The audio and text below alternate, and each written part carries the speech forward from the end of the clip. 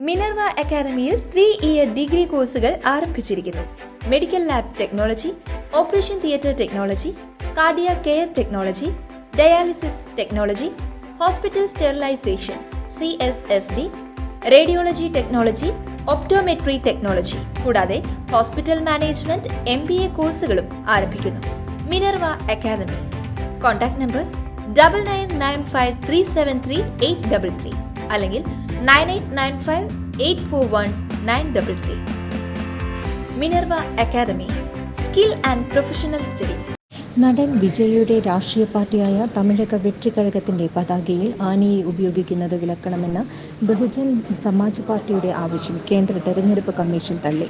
രാഷ്ട്രീയ പാർട്ടികൾ ഉപയോഗിക്കുന്ന പതാകകൾക്ക് കമ്മീഷൻ അനുമതി നൽകുകയോ അംഗീകരിക്കുകയോ ചെയ്യാറില്ലെന്നും അറിയിച്ചു. പതാകയിൽ പേര്, ചിഹ്നം, ദേശീയ പതാക എന്നിവയുമായി ബന്ധപ്പെട്ട ചട്ടങ്ങൾ ലംഘിക്കുന്നില്ലെന്ന് ഉറപ്പാക്കേണ്ടത് അതത് പാർട്ടികളുടെ ഉത്തരവാദിത്തമാണെന്നും കമ്മീഷൻ വ്യക്തമാക്കി.